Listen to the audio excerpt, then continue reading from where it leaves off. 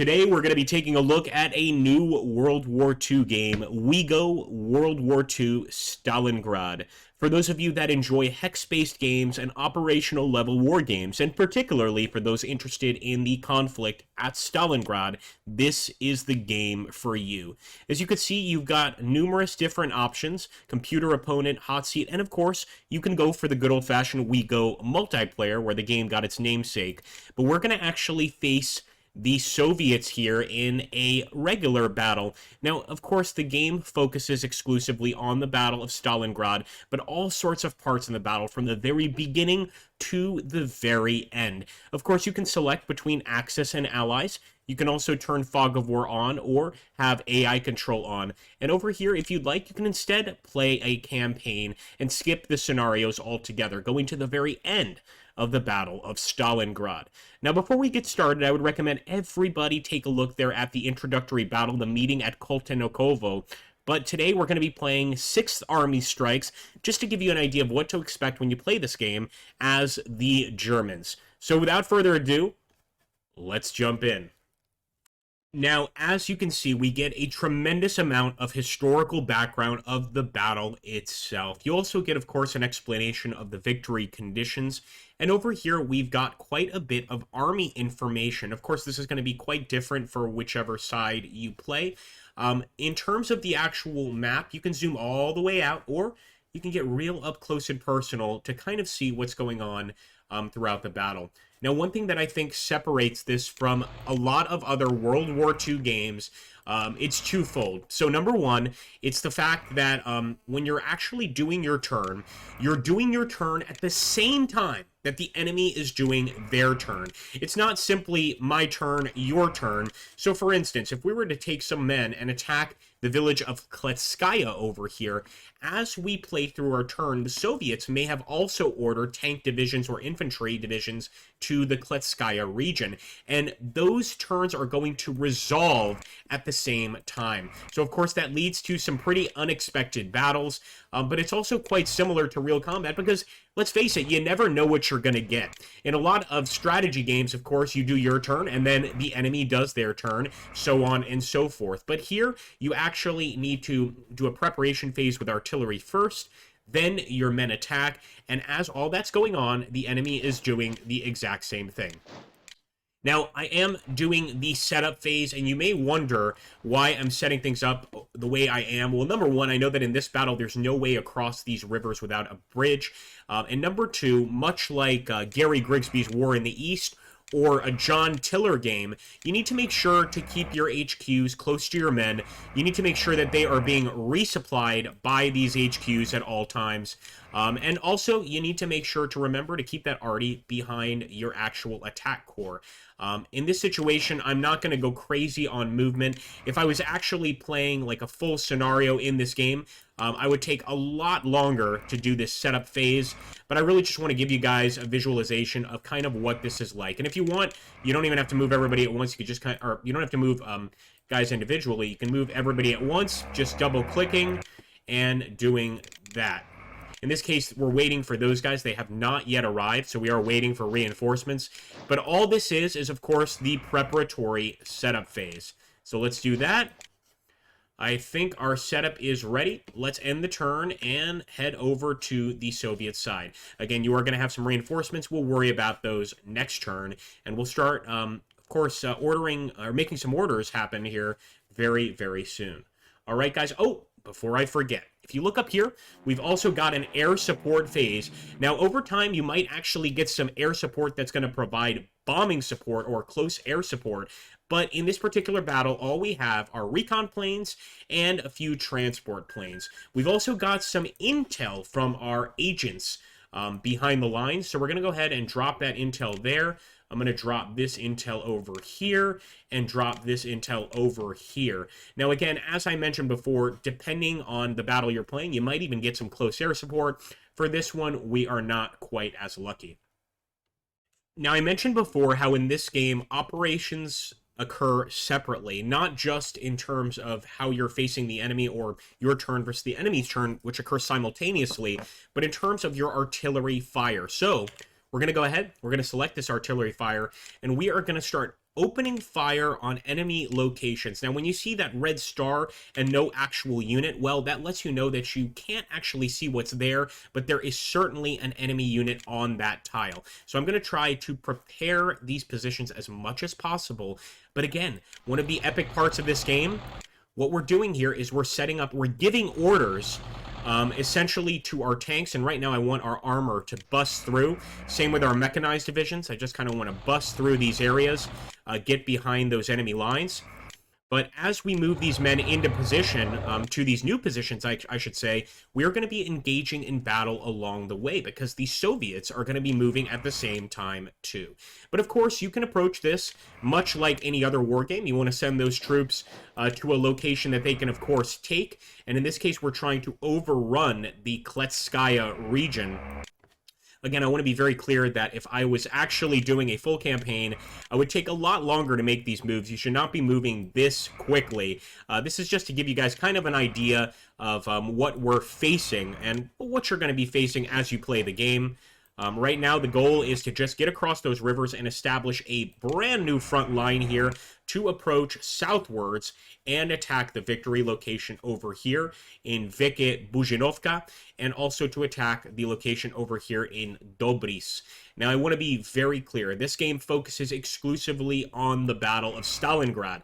And that might seem like, wait a minute, we're only getting the Battle of Stalingrad and nothing else? Yes, but you're getting every single part of the Battle of Stalingrad from the initial preparatory phase all the way to the very end of the battle, and you get to play either side throughout. So, of course, this initial start is really the western approach to Stalingrad. That's what we're replaying in this battle. But let's go ahead and end the turn, and you guys will see what I mean about that separate movement and those separate phases that are either going to make you a huge fan of this game or get you really, really frustrated with the way this game is played. So we're going to go ahead and just move in the last amount of men forward. I think that's pretty good for an initial attack.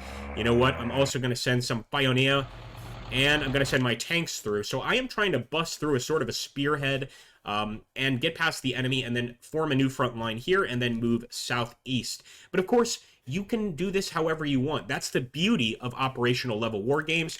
You are the general, you are the commander, and of course the approach is entirely up to you. That's a visualization there of how you can move everybody at once if you want, although again, I wouldn't recommend you do this on the front line. Well, without further ado, let's start the enemy's turn and see what happens. And again, we are going to play these turns simultaneously. So the enemy, wherever they decide to move or wherever they decide to defend, we are going to have to contend with that. So when you get to the actual battle phase, you're presented with a screen, and it actually tells us loading film. So if you want to, you can actually play this film throughout, and it will show you exactly what happens. But I mentioned to you guys that artillery fires first in this game, so let's press play here. And there we go. Artillery fired.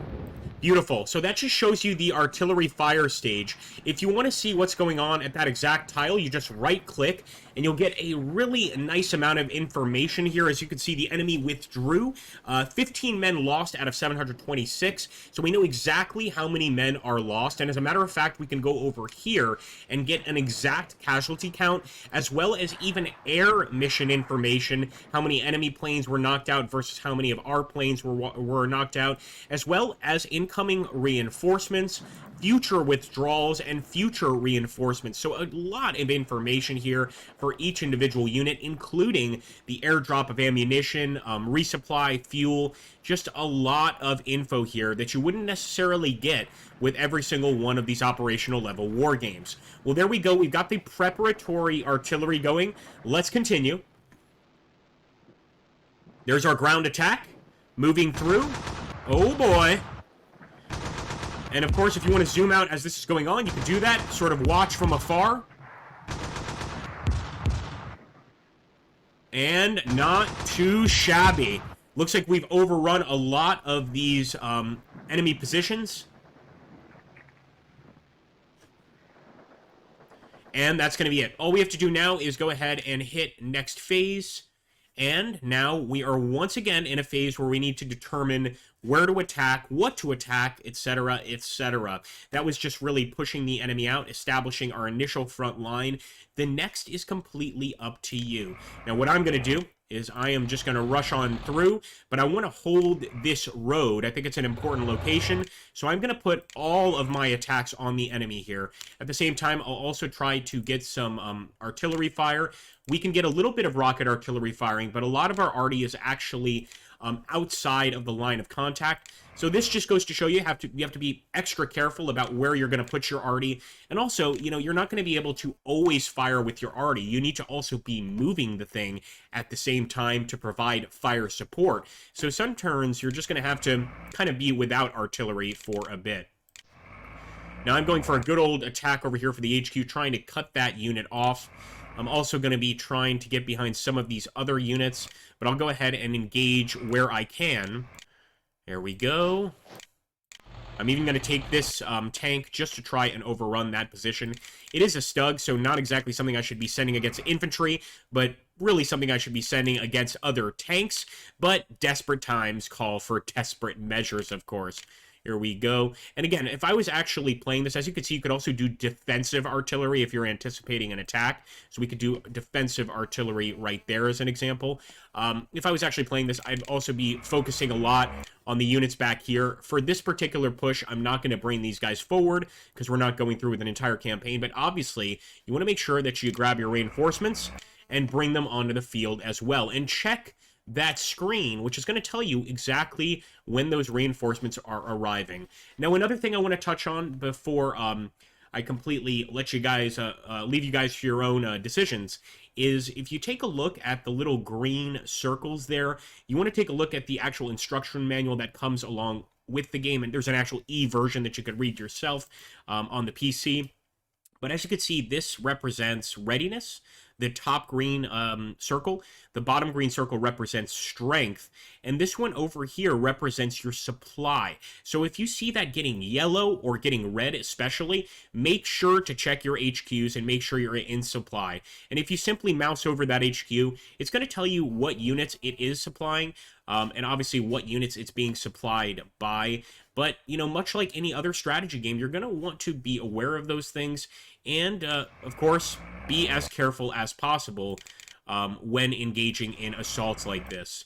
Well, no matter. I think we've gone ahead. We've done all the assaults we think we're going to do. I'm going to send that motorized unit behind the lines to also try and break through the enemy and cut them off entirely. And I'm going to send our bridgemen this way. So we're basically cutting them off on two different areas, two different approaches over here west of Thrakov. Let's get started and let's see what happens. That's right. I almost forgot my air support. Put one there. And again, you can right-click on any of these tiles to see exactly what kind of terrain you're facing. It looks like, oh, this is awesome. We're also getting attack, guys. We are getting air support. That is awesome. So I'm going to go ahead and just try and hit all of these areas where there are enemies. Of course, you can hit some areas more than once. That's entirely up to you. But keep in mind that much like not knowing what the enemy is going to do on their turn, if you start sending planes out like all the way over here where we can't see if the enemy has AA, etc., etc., you're going to want to be extra careful because they could just shoot down your planes completely and you've got absolutely nothing to help support you here. So I'm going to do that.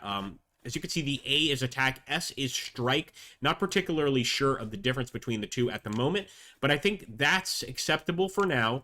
We are going to proceed. There was one more asset we could have used, which was the intel information. But again, I just want to go through with the attack and see what happens here. Creating film, that's what I like to see.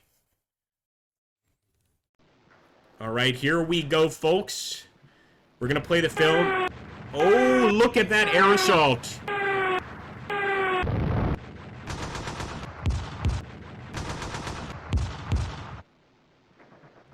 Vorwärts, Männer!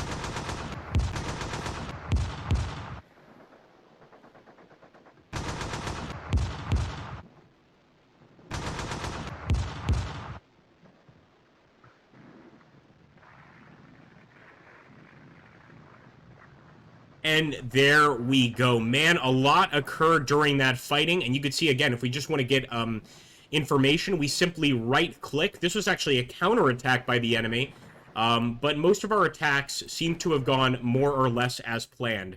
Don't expect that to be the case every time. This is the initial start of the Battle of Stalingrad. Obviously, much like the real battle, the deeper you go into the fight, as the Germans especially, the harder things are going to be. But of course, if you decide you want to play as the Soviets, that's an option of yours as well. Well, in any case, guys, I hope you enjoyed this look at the game. If you want to see a proper operation or a full battle, please let me know in the comments down below. And as a matter of fact, I would really ask to always like these videos and always drop a comment anytime you watch one of my videos. We really need to try and get that YouTube algorithm to respect us. And when you guys don't like, when you don't comment, that lets them know that this is not a channel to be watched. So please help me out here and always like and comment, even if the comment is simply, hey, Agrippa, or if you want to do a good old-fashioned Roman Ave, A-V-E, do that as well. But anything is better than nothing. I hope you guys enjoyed this video, and I'll catch you on the next battlefield.